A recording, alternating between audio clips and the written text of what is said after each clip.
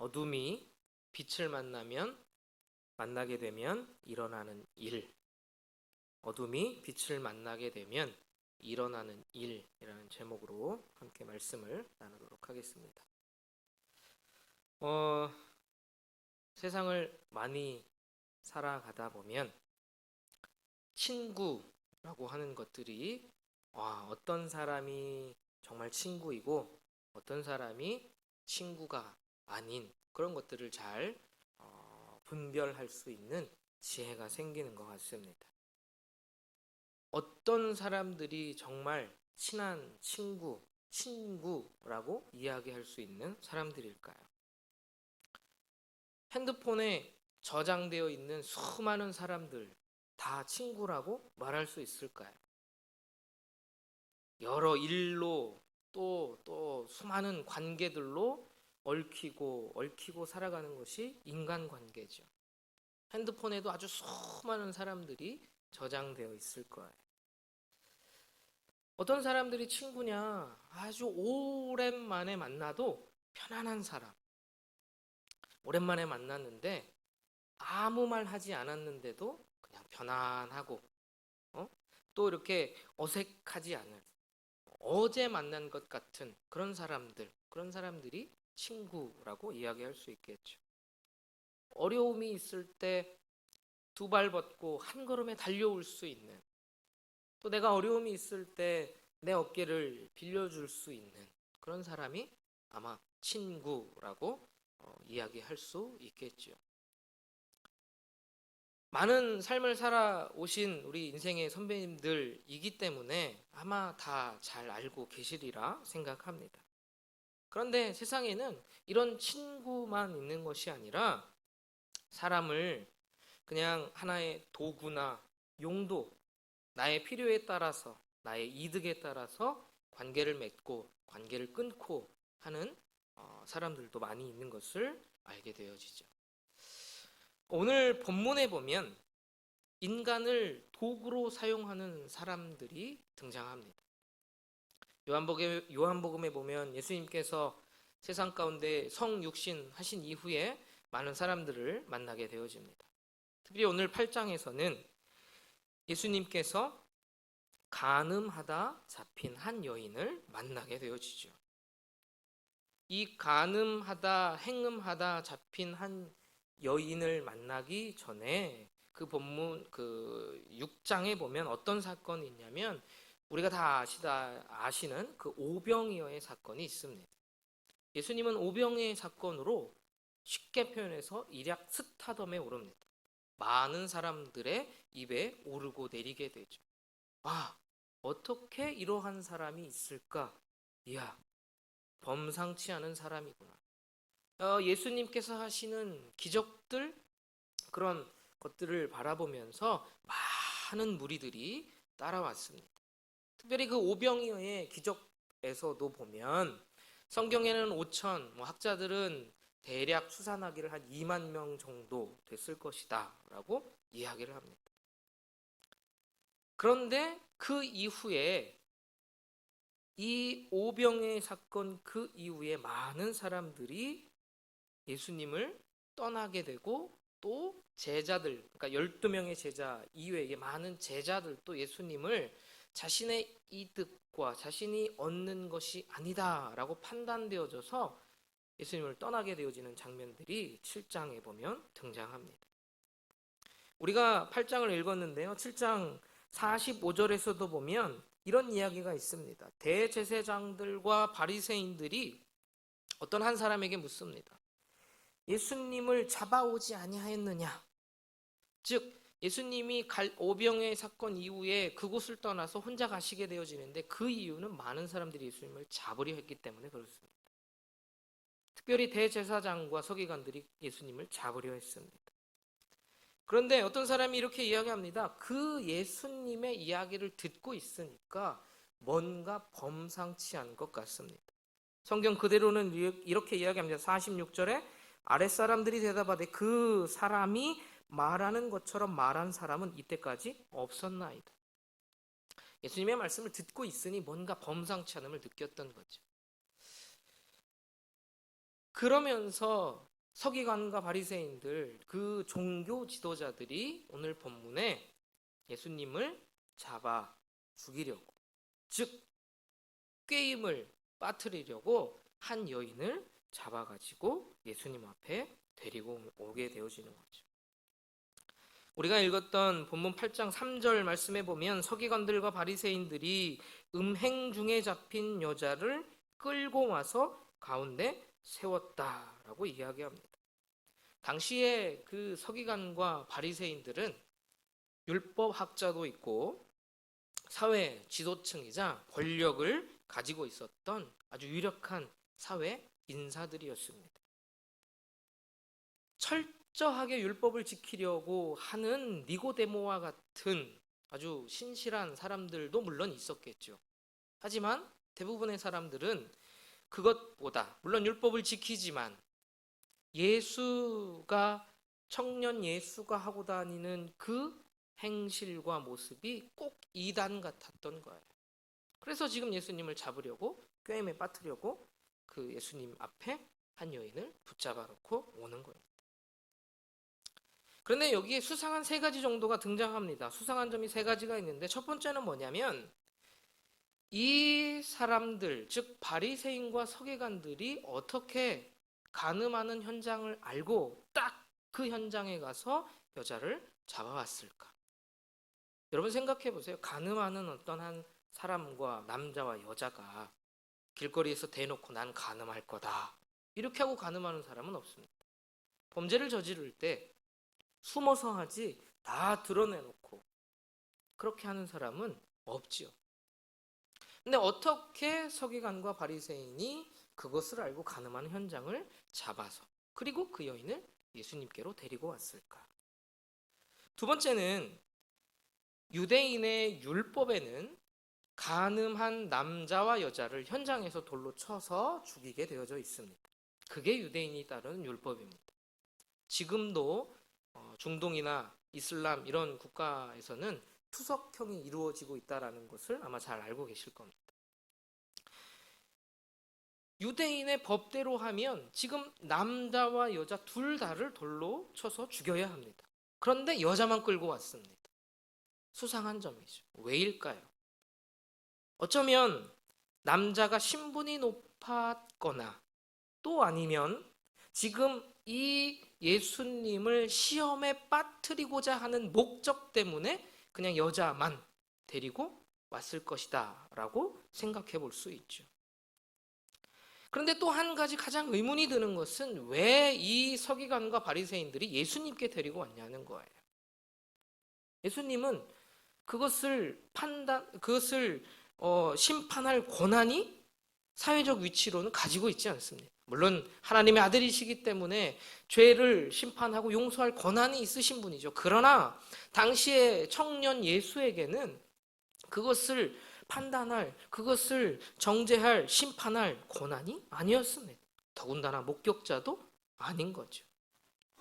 이유인즉슨 6절에 나와 있습니다. 6절에 나오기를 그들이 이렇게 말하면 고발할 조건을 얻고자 하여 예수를 시험함이로라 라고 기록하고 있습니다. 즉 저자의 표현대로 예수님을 고발하고자 한 여인을 데리고 온 거예요. 예수님을 시험에 빠뜨리고자 한 거였죠. 그러니까 예수님이 율법대로 돌로 쳐라 그러면 당시에 로마법에 어긋납니다. 왜냐하면 당시의 사형은 로마 총독만 사형 선고를 할 수 있었습니다.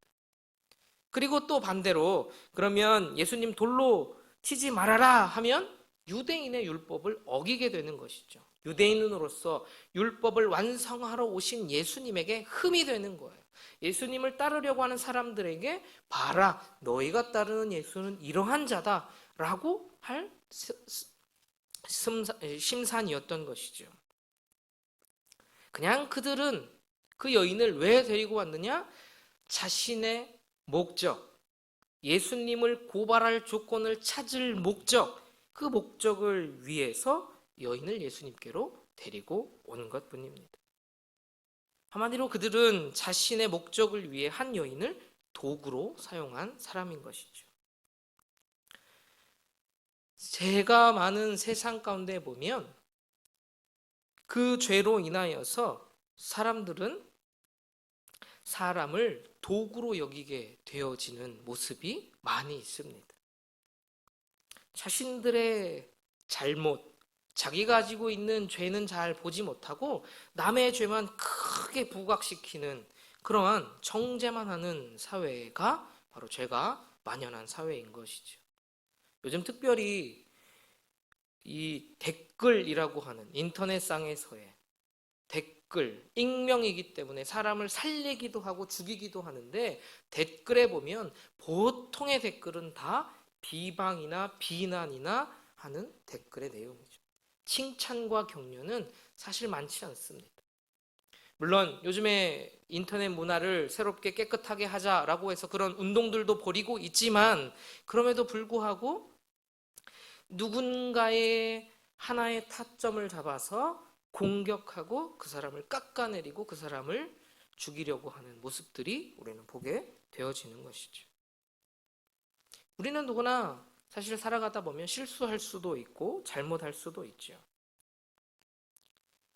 반성하고 그것을 돌이킬 수 있는 기회조차 주지 않는 사회가 되어져 버리는 것 같아 참 안타깝습니다.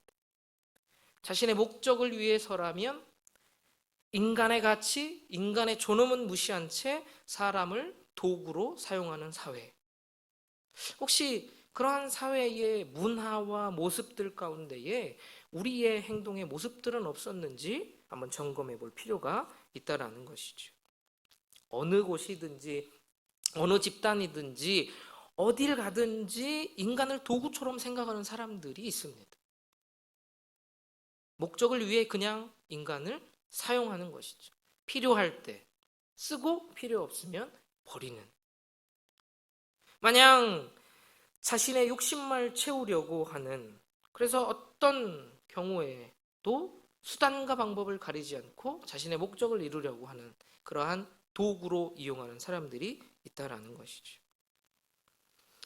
왕따 사건을 보면 친구들이 그런 얘기들을 합니다. 장난삼아 했어요. 장난이에요. 그 친구에게는 장난인 거죠. 가해자는 장난이라는 거예요. 여러분, 이 가해자에게는 피해자는 장난감일 뿐입니다. 이러한 사회적인 부조리, 사회적인 관계, 혹시 우리들 안에는 없진 않은지 돌아볼 필요가 있다라는 것이죠. 친구들 가운데 보면 이득이 되고 어떤 도움이 될 때에 친구 관계를 맺고 도움이 없고 전혀 필요가 없어지면 친구 관계를 끊는 사람들도 있습니다. 그런 것도 어찌 보면 하나의 그냥 나를 도구로 삼는 그런 관계로 전락해버리는 것이죠. 우리들은 어떠한 사람에 대하여서 사람을 가치 있는, 하나님께서 세상에 아름답게 만드신 존재로 바라보십니까? 아니면 그냥 내가 필요할 때, 내가 도움이 될 때 필요하고 할 때만 하는 도구로 보는 사람들입니까?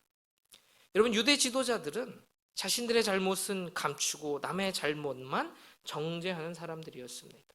그들 남자에게도 돌을 던져야 되지만 그들에게 던질 용기는 없고 여인을 잡아와서 그들의 잘못은 사그러 버리고 그 여인의 잘못된 분만 부각했던 사람들이죠. 자신의 목적, 예수를 고발하려고 하는 그 조건을 이루고자 그 여인을 수단과 도구로 사용한 사람들입니다. 여러분, 이 사람들은 참 어리석은 사람들이에요. 인간의 지혜로 하나님을 이기려고 한 아주 어리석은 사람들인 것이죠. 그러나 여러분, 이러한 사람들이 예수님의 말씀을 듣고 어떻게 되어지느냐? 바로 양심의 가책을 느끼고 돌아가게 되어집니다. 우리가 9절 말씀 함께 읽어보도록 하겠습니다. 그들이 이 말씀을 듣고 양심의 가책을 느껴 어른으로 시작하여 젊은이까지 하나씩 하나씩 나가고 오직 예수와 그 가운데 섰는 여자만 남았더라. 예수님께 끌고 온 그 여인에게 예수님이 이야기합니다. 죄 없는 이가 돌로 쳐라. 아주 현명한 대답이시죠. 예수님의 이러한 지혜로움이 우리의 삶에도 있기를 소망합니다. 돌로 쳐라, 돌로 치지 마라가 아니라 죄 있는 자가 돌로 쳐라라고 말씀한 것이죠. 여러분, 예수님은 오늘 본문 말씀에서 12절 말씀에 이렇게 이야기합니다. 나는 생명의 빛이다. 나는 세상의 빛이다 라고 말씀합니다. 즉 어둠 가운데에 이 세상에 빛이 비치면 첫 번째로 일어나는 일은 죽은 양심이 살아나는 것입니다. 이들이 생명의 빛 대신 그 예수님의 말씀을 듣고 죽어있는 양심이 깨어났어요.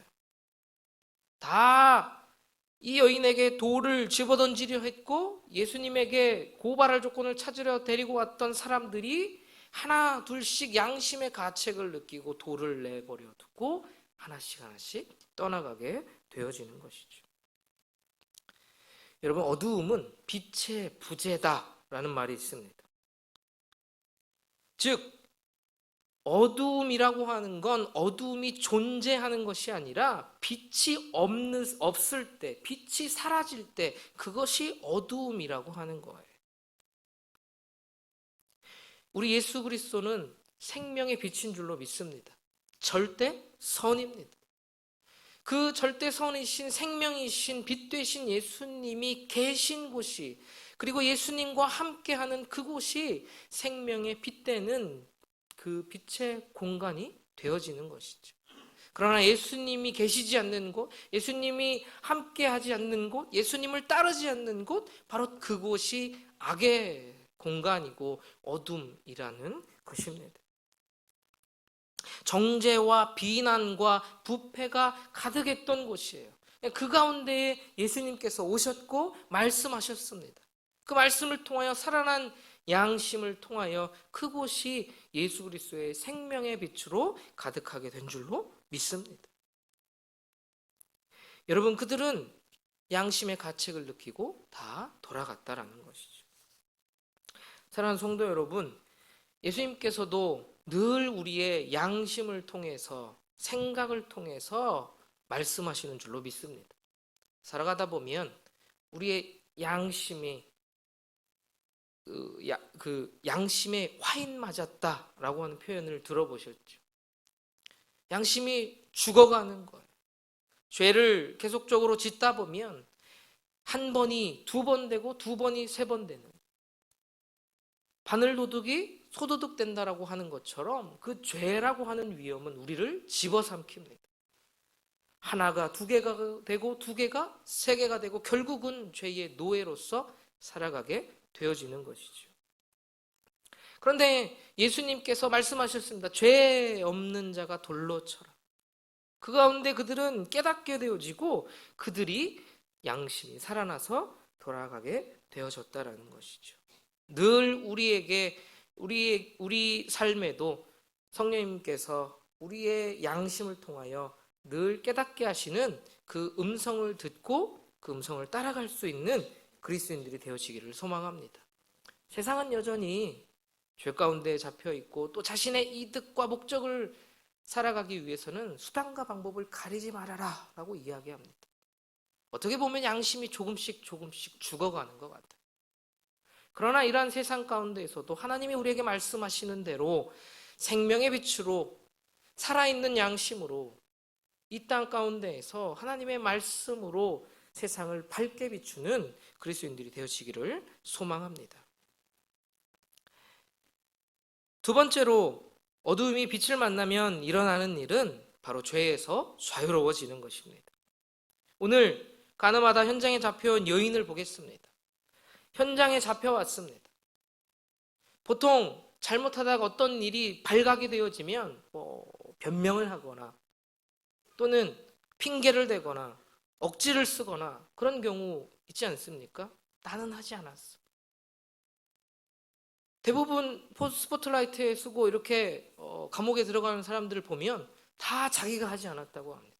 내가 했어요 라고 하는 사람은 거의 별로 없습니다. 그런데 이 여인을 보세요. 아무런 말이 없습니다. 끌고 가면 끌려가는 대로. 예수님 앞에 도와달라는 말도 없습니다. 본문에 그 여인이 딱 한마디 하는 말은 예수님이 정죄하는 자가 어디 있냐라고 할 때 주여 아무도 없나이다 라고 한 말밖에 없습니다. 왜 이 여인은 한마디 말도 하지 않았을까요? 변명도 하지 않고 또 도와달라고 요청도 하지 않았을까요? 이 여인은 자신의 죄가 정말로 죽어 마땅한, 그 돌에 맞아 죽어도 당연한 죄라는 사실을 알고 있었기 때문인 것이죠. 사랑하는 성도 여러분, 회개는 자신의 죄를 인정하는 것에서부터 시작되어집니다. 우리가 죄에서 자유롭게 되어지는 건 예수 그리스도를 믿음으로 내가 죄인임을 고백하고 자백하게 되어질 때 거기에서부터 시작하게 되어지는 줄로 믿습니다. 살아난 양심을 통해 하나님께서 우리에게 말씀합니다.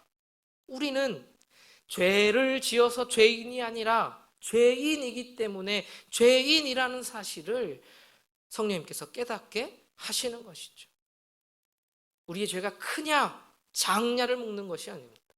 하나님의 기준 앞에 우리는 모두 다 죄인인 것이죠.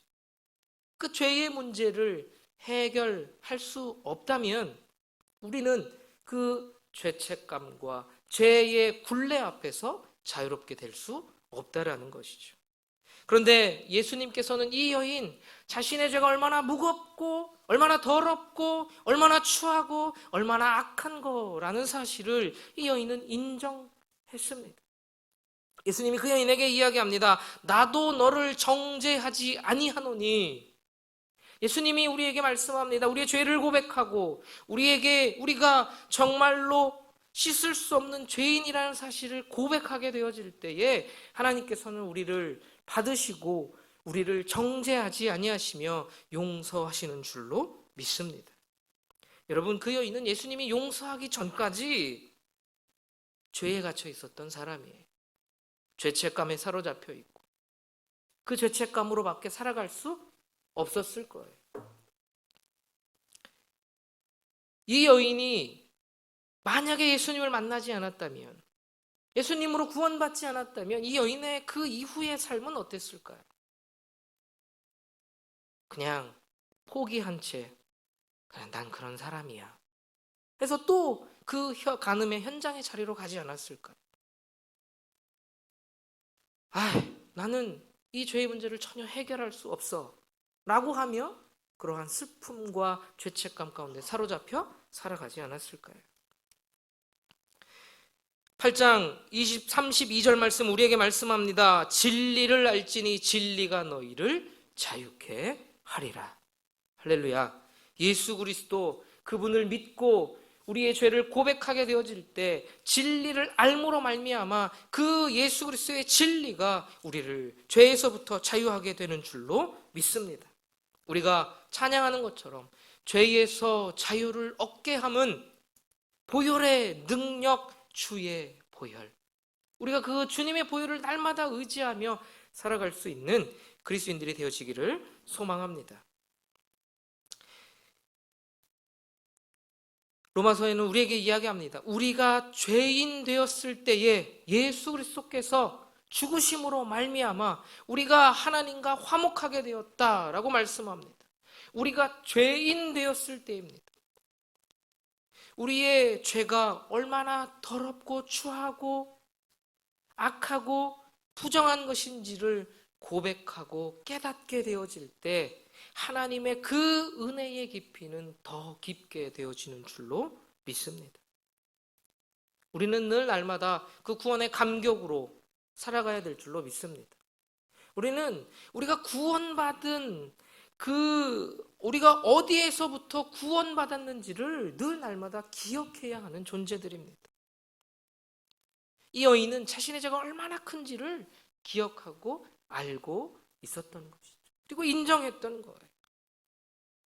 우리의 죄가 정말로 더럽고 추하고 악하다라는 사실, 우리가 죄의 살인죄와 같이 현장에서 실제로 그러한 죄를 짓지는 않지만, 물론 그런 죄를 졌음에도 불구하고 정말로 하나님 앞에 돌이키고 하나님 앞에 회개하고 고백하는 자들을 하나님께서 용서하여 주시고 우리를 구원하여 주시는 줄로 믿습니다. 죄의 깊이가 깊으면 은혜의 깊이가 깊은 것이죠.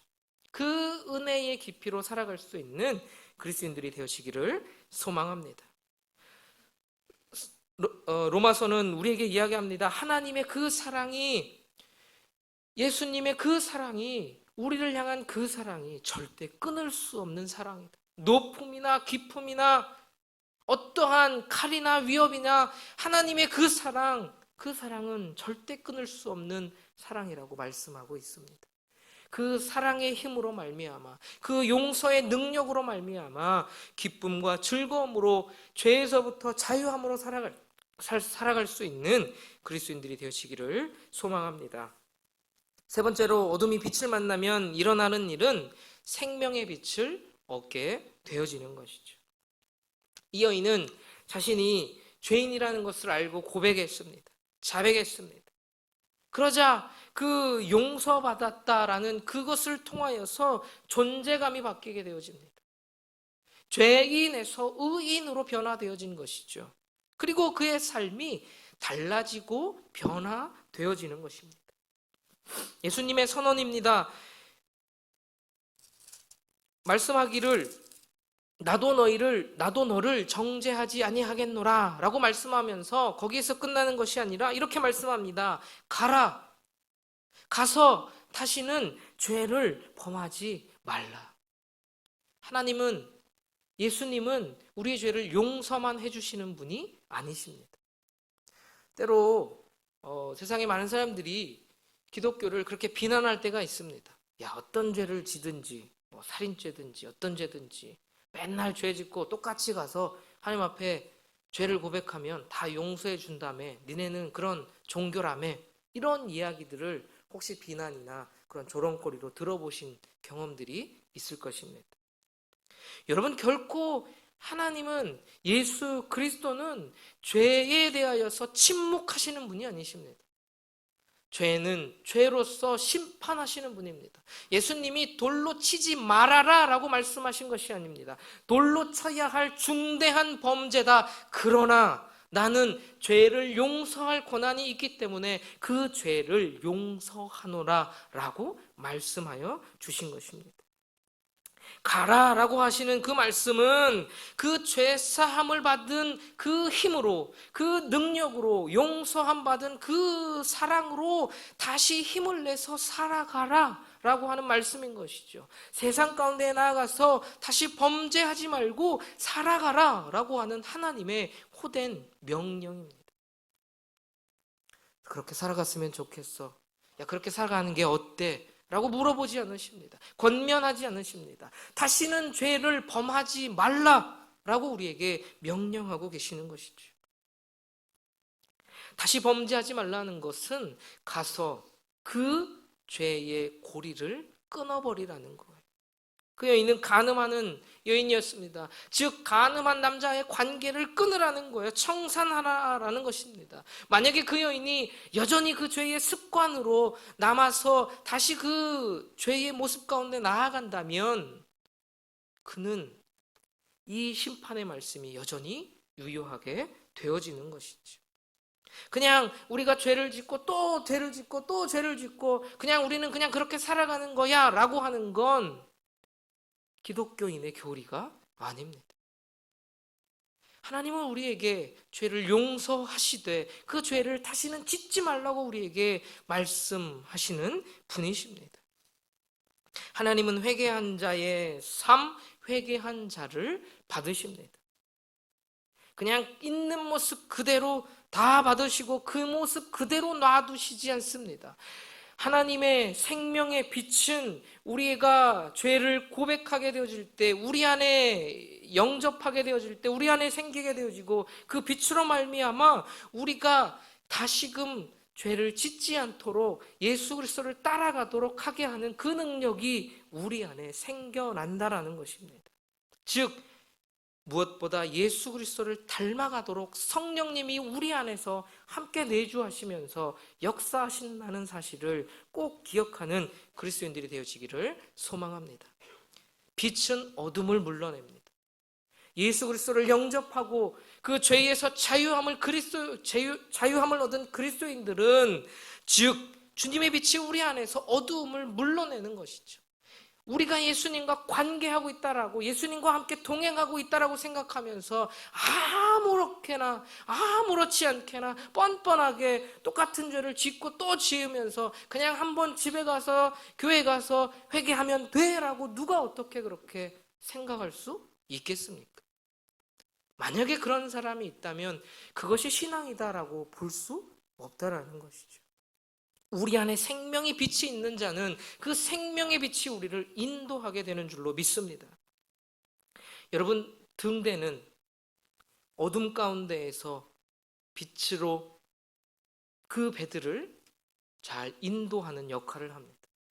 그런데 어떠한 배가 등대의 빛이 너무 심하니 우리가 부딪힐 것 같으니 등대가 다른 곳으로 옮겨서 우리를 이동해달라라고 말할 수 없습니다. 등대의 곁으로 빛이 가까이 있는 곳으로 배가 다가온다면 그 등대에 있는 빛을 따라서 그 배는 움직여야 되는 겁니다.